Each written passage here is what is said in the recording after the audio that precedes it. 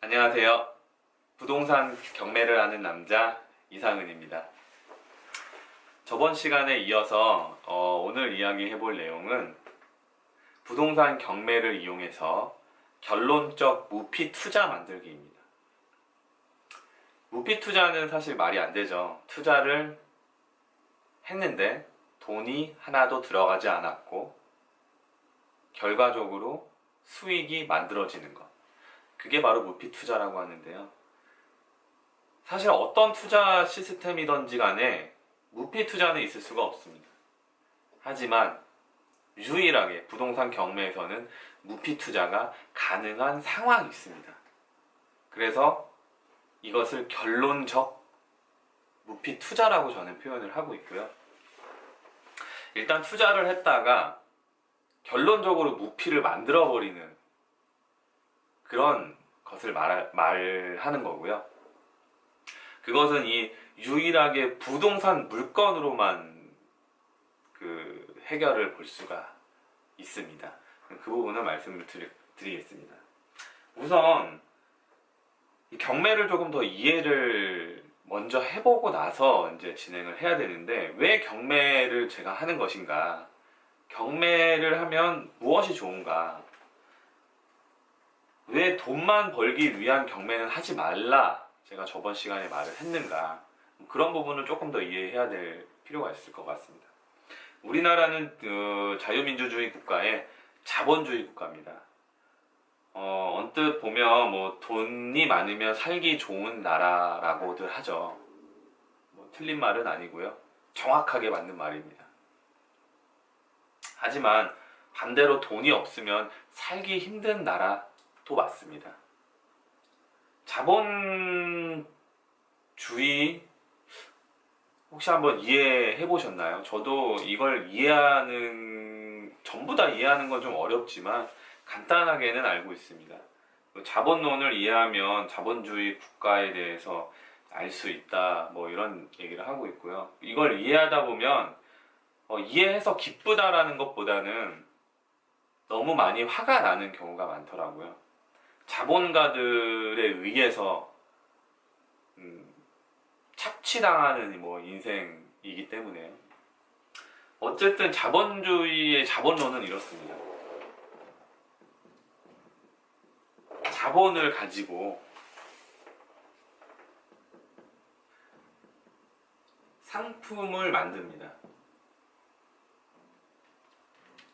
상품이라고 하는 건 우리가 화폐, 돈을 주고 거래를 할 수 있는 그 어떤 모든 것을 말합니다. 근데 이 상품을 만들기 위해선 누군가가 일을 해야 되는 노동이 필요하고요. 그리고 노동을 하는 그 사람들의 시간이 들어가게 되죠. 그래서 상품을 만들고 나서 판매를 했을 때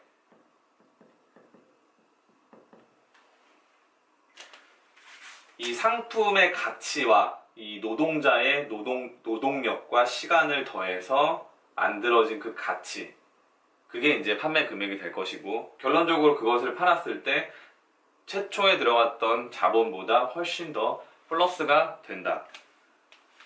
근데 이 상품을 만드는 과정에서 이 근로자들의 이제 그 노동과 시간을 써야 되겠죠. 그래서 이제 완성이 되고 판매가 되는 겁니다. 그런데 이 자본을 사용을 한 자본가들은 이 노동적 시간을 사용하지 않죠. 그냥 시스템을 가지고 있을 뿐이고 돈이 많을 뿐이고, 그거를 이용을 해서 요 만드는 사람들의 노동적 시간과 이런 부분들을 착취를 하는 겁니다. 노동을 하지 않죠. 그러니까 자본가들은 계획할 뿐이죠. 시킬 뿐이죠. 그래서 제가 이제 저번 시간에 말씀드린 건, 어쩔 수 없이 우리들은 이 자본주의 사회 속에서 이 안에서 살 수밖에 없죠. 어쩔 수 없이요.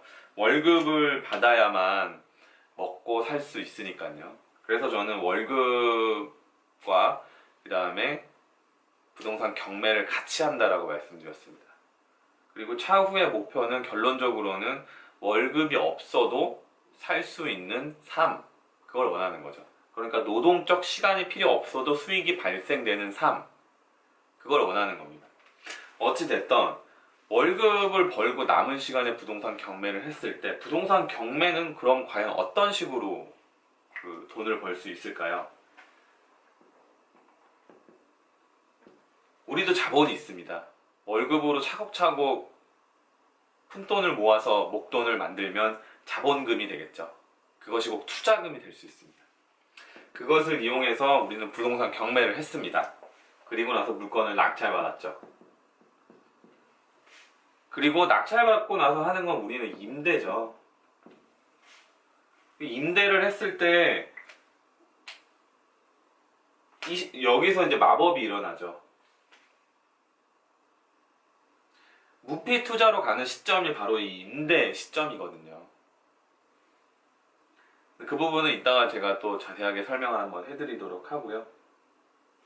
내가 모아놨던 자본을 사용을 해서 낙찰을 받고 임대를 놓은 순간 다시 나의 자본이 되돌아옵니다. 무피 투자를 만들 수 있는 시기가 바로 임대 시기. 그리고 무피 투자가 되어 있는 상태, 임대라는 것은 빌려주는 것이기 때문에 소유권이 유지가 되어 있죠. 내 것임에도 불구하고 다른 사용자가 나에게 사용금을 내고 빌려 쓰는 거죠. 시간이 지나고 나서 우리는 이 부동산을 저는 매각을 하게 될 것입니다. 매각을 했을 땐 다시 시간의 흐름에 따라 요 갭이 생기죠. 시세가 올랐을 때 매각을 할 것이고, 그때 매각을 하게 되면 내가 처음에 구매를 했던 금액보다 비싼 금액으로 팔기 때문에 매각 차익이 발생이 됩니다. 요게 자본 플러스가 되는 거죠. 자, 이 일련의 과정 속에서 제가 누군가의 임금을 착취하는 행위는 없습니다. 그리고 내 돈으로, 내 돈이 나에 의해서 내가 만들어 놓은 이 결과물에 의해서 시간이 흐름에 따라 알아서 가격이 올라서 나는 팔았을 뿐이거든요. 이 시스템입니다. 나중에 제가 다음 시간에는 지금 요렇게까지 발생될 수 있는 그 자본을 가지고 매각을 했을 때까지 얼마나 내가 노동적 시간을 들여야 하는지에 대해서 한번 영상을 한번 찍어 보겠고요. 오늘은 이 무피 투자에 대해서 이제 계속해서 그 설명을 한번 드려보겠습니다. 이렇게 되면 가장 이상적이라는 거죠. 이것을 나의 능력에 의해서 반복적으로 계속 할 수 있다면, 결론적으로 무피 투자를 만들었으면 이 임대 시점에 무피 투자면 이 임대 시점에서 매각 차익으로 가는 시점은 나는 기다리는 시간이거든요. 그럼 그 기다릴 때 기다리지 않고 다른 물건에 재투자를 하면 또 똑같은 사례들이 이어져 나오지 않을까요? 그래서 무피 투자는 핵심일 수 있고요. 하지만 100%다 무피 투자가 될 수는 없습니다. 이건 좋은 사례에 불과하기 때문에 그렇게 이해를 한번 해봐 주시고요. 최대한 이런 부분으로 물건을 접근해 갈 수 있다는 것이죠. 부동산 경매는요. 유일하게. 주식에서 무피 투자할 수 있습니까? 절대 없죠. 종목을 내가 사놔야 거기서 오르던 내려가던 할 거 아닙니까? 내가 내 돈을 다 쏟아붓고 그 물건을 가지고 손에 쥐고 있어야만 수익이 발생이 됩니다. 어느 시점에서 내가 팔아버리면 수익은 안 나게 되죠. 근데 누군가에게 주식을 임대할 수 있습니까? 부동산에서만 오로지 가능하죠.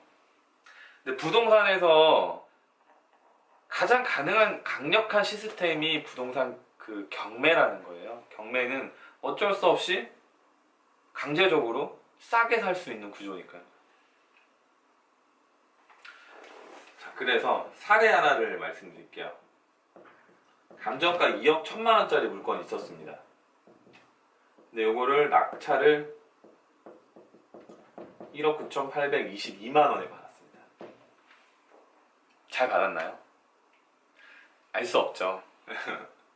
이 물건에 대해서 알고 있어야만 이게 잘 받았는지 잘 못 받았는지 알 수 있을 겁니다. 그런데 정말 재밌는 것은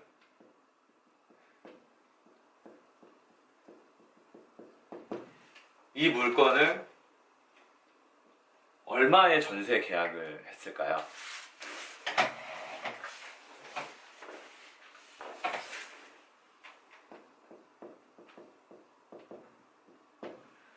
(2억 1,500만 원의 전세 계약을 했습니다.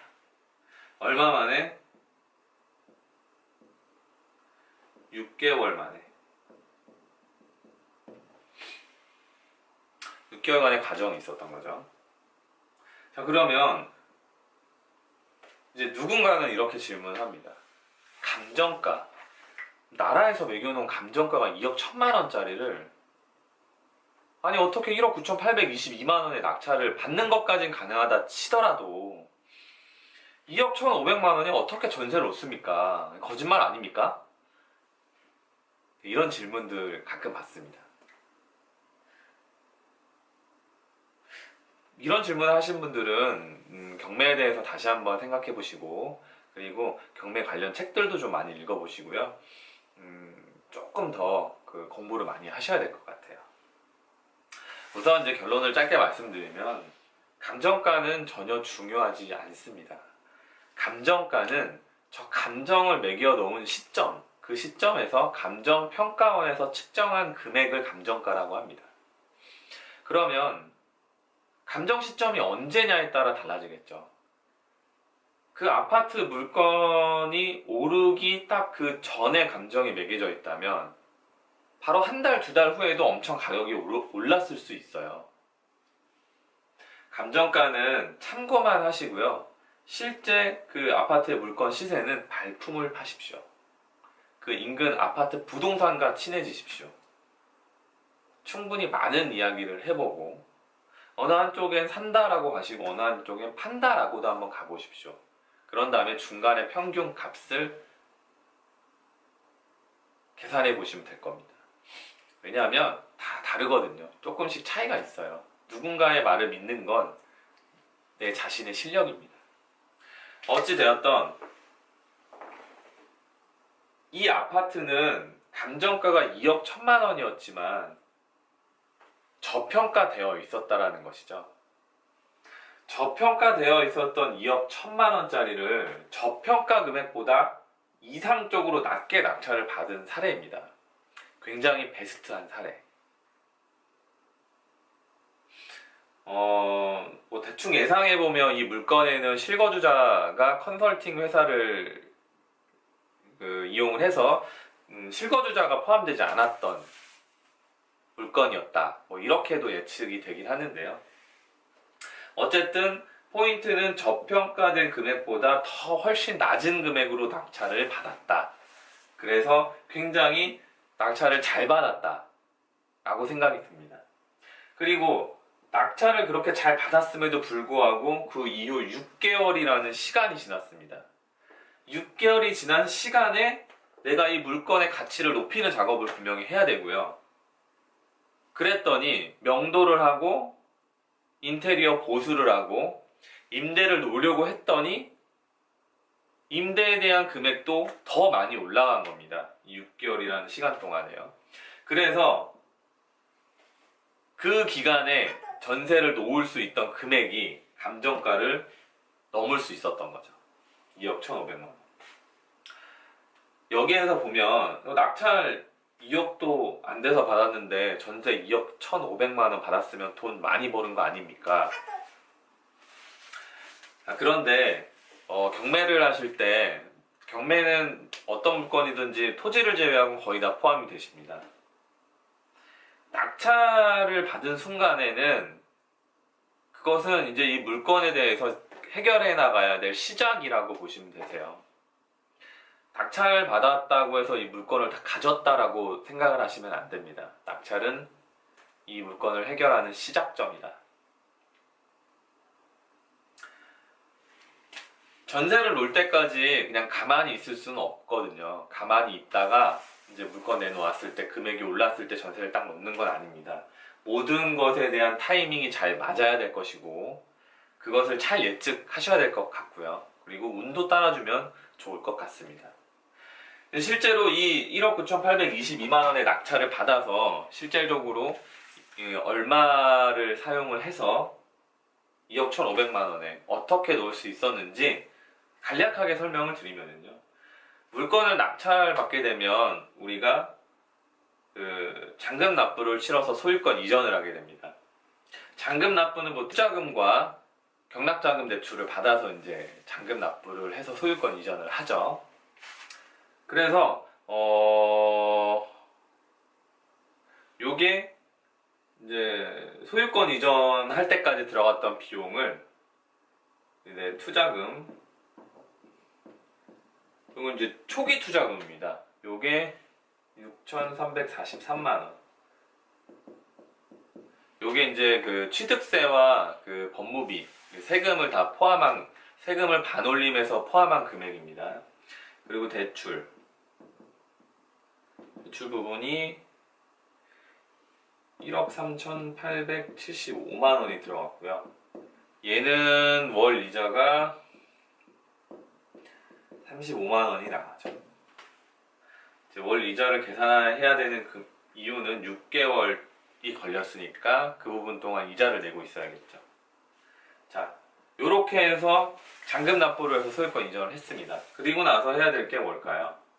잔금 납부를 해서 소유권 이전을 하게 되면 그 다음 바로 해야 될 것은 명도입니다. 점유하고 있는 사람을 내보내고 이사를 보내야만 이제 제 권리를 행사할 수 있는데 임대를 놓기 전에 해야 될 일들이 많이 있거든요. 그런데 명도를 할 때 발생되는 건 명도비가 발생되죠. 이 물건이 100만 원 정도 명도비가 발생이 됐습니다. 명도를 하고 나서 인테리어와 보수를 해야 돼요. 여기서 이제 그 투자에 인색하지 않으신 분들 혹은 또 초보자분들은 아니 이만큼이나 써서 힘들게 낙찰을 받았는데 돈을 또 써야 되냐고 쓰기 싫어 하시거든요. 대부분이 명도비 들어가고 뭐 또 인테리어 비용 들어가고 뭐 세금 들어가고 이자 들어가고 남는 게 있습니까? 물론 그렇게 해서 안 남을 수도 있죠. 하지만 지금 굉장히 잘 된 사례를 보여드리려고 하는 거고요. 만약에 잘 안 남게 되는 물건에 대해서는 그거는 수익률 계산을 잘못하신 거죠. 여러 가지 부분들을 다 고려해놓고 입찰에 들어가셔야 되거든요. 추가적 비용 지출에 대해서 전혀 계산하지 않고 경매를 하신다면 낭패를 보실 수 있다는 말입니다. 낙찰을 받은 금액을 해결했다라고 해서 그 경매가 해결되는 건 아니다. 얼마든지 추가적으로 비용이 지출이 될 수 있다. 그건 얼마인지 전혀 알 수가 없거든요. 저희가 그 물건 들어가서 확인을 해보고 이것저것 다 계산을 해본 다음에 진행할 수 없는 것처럼 없기 때문입니다. 인테리어가 진행이 되는데요. 고칠 거는 고치고 깨끗하게 바꿔야 될 건 바꾸고 그렇게 하죠. 요게 650만 원 들어갔습니다. 그렇게 인테리어를 싹 해서 그 아파트에서 최고의 수준으로 끌어올리는 게 목표예요. 부동산 가치를 상승시키는 방법 중에 하나입니다. 결론적으로는 이 650만 원이 아깝지 않은 결과를 만들어 주거든요. 그리고 나서는 월 이자가 들어가죠. 임대를 놓을 때까지 발생된 이자, 이게 210만 원 정도 들어갔고, 그리고 임대 전세 계약을 할 때 발생되는 중개수수료가 60만 원 들어갔습니다. 네. 그렇게 해서 총 투자금 처음에 소유권 이전했을 때 6,343만 원과 요 비용들을 더하면 요게 이제 내가 결론적으로 투자를 한 금액이 되겠죠. 요게 7,363만 원을 제가 투자를 했습니다. 투자를 이제 한 상황이죠. 7,363만 원을 투자한 상황이 되었습니다. 거기에 이제 대출이 이만큼 포함이 되어 있는 거고요. 그래서 더하기 1억 3,875만 원이 된 거죠. 그러면 결론적으로 2억 1,238만 원으로 2억 1,500만 원 전세를 놓은 결과가 나온 겁니다. 절대 이 금액으로 이 금액을 해결할 수는 없어요. 명도비, 인테리어, 월 이자, 중개 수수료, 그리고 다른 추가적인 게 더 들어갈 수 있습니다. 그거는 상황에 따라 다르기 때문에, 그래서 충분히 사전에 이것저것 잘 검토를 해야 되는 것입니다. 그래서 어쨌든 결과적으로 2억 1,238만 원의 해결을 다 한 상황이죠. 그런데 결론적으로는 이 금액보다 더 높은 금액으로 전세를 놨기 때문에 투자금을 전액 회수하게 되었습니다. 하지만 더 재밌는 건 전액 회수하고도 262만 원이 더 추가적으로 들어오게 되었죠. 가용자금이 추가된 겁니다. 자, 내가 7,363만 원을 결과적으로 6개월 동안 사용을 하고 나서 전세 계약, 임대를 했더니 투자금이 다시 회수를 할 수 있었습니다. 지금은 전세 계약을 하고 있죠. 그럼 이 물건의 아파트가 2년 후에는 과연 얼마가 될까요? 그거는 알 수가 없습니다. 하지만 중요한 건 무피 투자를 완성했다. 그리고 예상해보면 이게 2년 후에, 뭐 3년 후가 됐던, 4년 후가 됐던, 5년 후가 됐던, 그건 소유자가 팔고 싶을 때, 소유자 마음이죠. 하지만 무조건 매각 차익을 많이 볼 수 있을 때, 양도세를 절감할 수 있을 때, 내가 이거를 판매한다라고 했을 때, 과연 얼마의 소득을 볼 수 있냐 이겁니다. 중요한 건 투자금이 전액 회수가 되었음에도 불구하고 아파트를 소유하고 있다는 것이죠. 나중에 가격이 올랐을 때 매각을 하게 될 것입니다. 그러면 매각 차익을 또 볼 수 있겠죠. 그런데 이 매각 차익이 발생되는 그 시간 동안 내가 열심히 노동적 시간을 투자해서 매각 차익이 발생이 된 건 아니죠. 시간이 흘렀을 뿐인데 수익이 만들어진 거죠. 그런데 아까 말씀드린 이런 부분들, 투자금이 회수가 된 이후에 요런 부분을 또 하게 되는 거죠. 또 했더니 또 100% 회수되는 상황을 만들었다. 그러면 굉장히 베스트겠죠. 또 만들고, 그리고 또 투자했더니 모든 아파트 물건, 모든 경매를 다 무피 투자할 수 있는 건 아닙니다. 그걸 착각하시면 안 되고요. 뭐 회수할 수 있는 퍼센테이지는 충분히 사전에 다 계산을 해 놓으실 수 있어요. 그것을 할 수 있는 방법에 대해서는 나중에 제가 또 그 영상을 찍어 보도록 하겠습니다. 어쨌든 50% 정도 회수가 되면 어떻게 합니까? 라는 얘기를 하실 수 있겠죠. 그럼 7,300만 원에 50% 해서 약 한 3,600만 원 정도, 3,700만 원 정도 회수가 되셨습니다. 그럼 3,700만 원은 그 물건에 투자가 되어 있겠죠. 그럼 3,700만 원으로 해결할 수 있는 물건으로 또 들어가실 수 있습니다. 감정가가 더 낮아져 있는 물건을 찾으시면 되죠. 그러니까 즉 30% 정도가 3,700만 원이 되는 그런 물건을 찾으시면 되는 거죠. 그리고 나서 또 순환을 하는 거죠.